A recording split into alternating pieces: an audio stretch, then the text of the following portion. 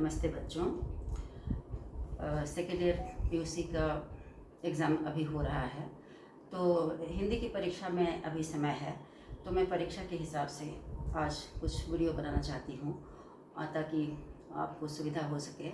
और एक बच्ची ने, हमारी एक स्टूडेंट ने बोला भी था कि मैम भारत की धरती वाला वीडियो बनाइए, तो मैं आज ये करने वाली हूँ। चलिए देखते हैं। डॉक्टर पुण्यम चंद मानव जी प्रस्तुत कविता के रचयिता हैं। भारत की धरती। प्रस्तुत कविता भारत की धरती काव्यांजलि से चयनित है। इस पर आपको ध्यान देना है, क्योंकि पहले 1 मार्क के जो क्वेश्चन आते थे, जो पीछे दिया हुआ रहता था वही आते थे, पर अब बीच बीच में से भी दे रहे हैं।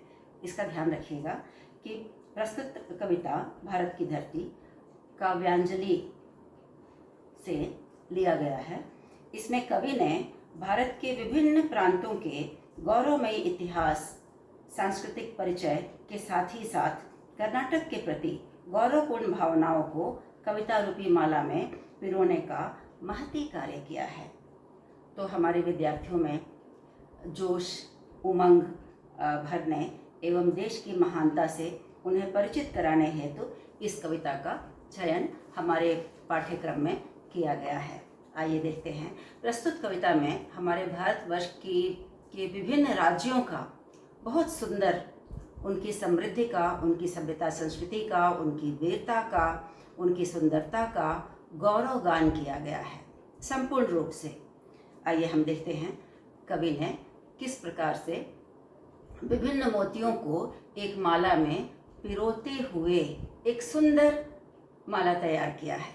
आप सबके लिए, हमारे लिए, देशवासियों के लिए, साहित्य के लिए।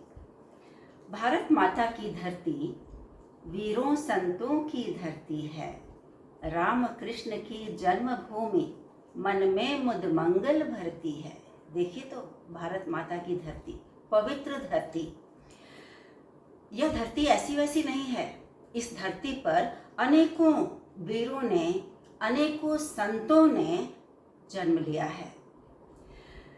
यही धरती, इसी धरती पर रामकृष्ण, भगवान राम एंड कृष्ण की का भी जन्म हुआ था, जिससे हमारा मन कितना प्रसन्नचित्त हो जाता है। मन में आनंद की लहरें उत्पन्न होने लगती हैं।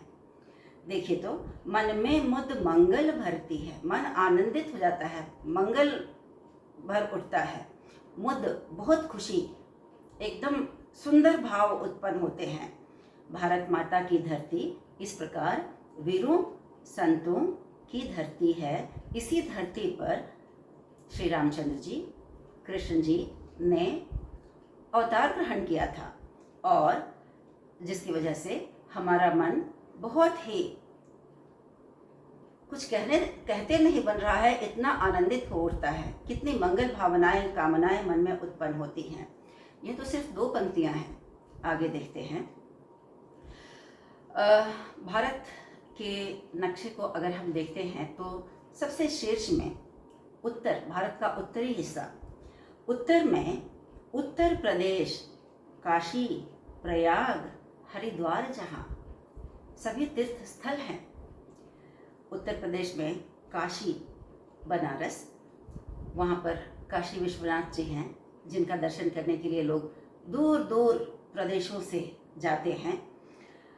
प्रयागराज, जहाँ पर संगम है, गंगा, यमुना और सरस्वती की त्रिवेणी नदियाँ बहती हैं, जहाँ के भूमि को स्पर्श करने से कहते हैं कि मोक्ष मिल जाता है, मुक्ति मिलती है। वहाँ पर जाकर इन नदियों में लोग अपने स्नान करना चाहते हैं, मिलना चाहते हैं। और उसी प्रकार एक तीर्थस्थली हरिद्वार भी है। ये वही उत्तर प्रदेश है। मलिक मोहम्मद के, कबीर के, तुलसी के उद्गार जहाँ।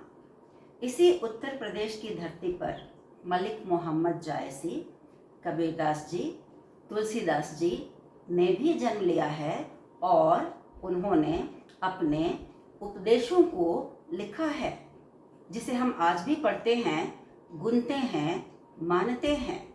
उनके श्लोक को देखा होगा आपने, तुलसीदास जी के, कबीर के दोहे हम पढ़ते हैं, मलिक मोहम्मद जायसी को भी पढ़ते हैं।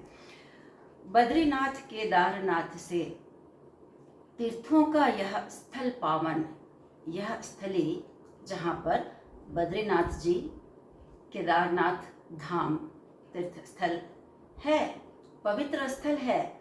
ये अलग बात है कि आजकल यह उत्तराखंड में आ गया है, परंतु पहले जब ये कविता लिखी गई थी यह उत्तर प्रदेश में ही था।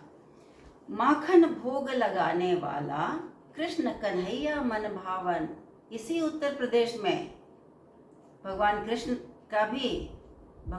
ने भी अवतार लिया था। जो माखन भोग लगाते हैं, आपने गोकुल का नाम सुना होगा, मथुरा और वृंदावन का नाम सुना होगा। यही भूमि रावण कंसों के दर्प दलन भी करती है। इसी भूमि पर, अरे श्री रामचंद्र जी का भी तो आविर्भाव, जन्म कहिए या अवतार लिया था उन्होंने इसी धरती पर, अयोध्या में। इन लोगों के जन्म का मतलब ही यही था कि राक्षसों से इस धरती को मुक्त कराना है। तो श्री कृष्ण जी ने कंस के उस घमंड को, उस दर्प को कुचल दिया और उसी तरह से भगवान श्री रामचंद्र जी ने लंकापति रावण के दर्प का दलन किया। यह वही धरती है, इतने सपूतों को, भगवान को जिन्होंने जन्म दिया। यह भारत भूमि है, यह पवित्र भूमि है। भारत माता की धरती वीरों संतों की धरती है। मस्तक ऊंचा किए हिमालय, जिसके बल पर खड़ा हुआ, यह पंजाब केसरी है, अपने ही बल पर अड़ा हुआ। देखिए, पंजाब भी है उस तरफ, हिमालय के नजदीक।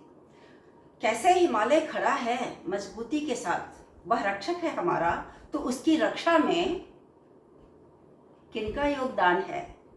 पंजाब केसरी लाला लाजपत राय जैसे वीरों का, भारत भूमि के इन सिखों का बहुत बड़ा योगदान है। ये बड़े कर्मठ, बड़े वीर, बड़े मातृभक्त, बड़े मजबूत, कदकाठी में भी, दिल में भी, जज्बे में भी होते हैं। इनके ही बल पर ये हमारे देश की सुरक्षा है, रक्षा है। रण में तेग बहादुर जिसका बच्चा बच्चा वीर है। तेग बहादुर के विषय में आप पढ़िए, अलग से देखिए, वो झुके नहीं, वो शहीद हुए। उसी तेग बहादुर की धरती है पंजाब की धरती, जहाँ बच्चा बच्चा एकदम वीर है, वीर है। भजन भाव में गुरु नानक की वाणी जैसा धीर है। देखिए, जब भजन भाव होती है तब देखिए कि उनके गुरुद्वारे में आप कभी जाइए और जाकर बैठिए और देखिए कि किस तरह से वो भजन करते हैं। आपके मन को बहुत सुकून मिलेगा, बहुत शांति मिलेगी। जिस धरती की गर्जन से जगती की गर्जन डरती है, वो दहाड़ते हैं, विश्व झुक जाता है, डर जाता है, कांपने लगता है। भारत माता की धरती वीरों संतों की धरती है। आई बात समझ में बच्चों? आपने मांग की थी सारांश बताने की, मैं सारांश बता रही हूँ। दो अनुच्छेद करने के बाद मैं पॉज लेती हूँ, ताकि बहुत लंबा वीडियो ना हो सके, बोर ना हो सके। इसलिए इसके बाद जो नेक्स्ट वीडियो मैं बना रही हूँ उसमें अलग से 2 अनुच्छेद करूँगी। ठीक है, ब्रेक लेते हैं।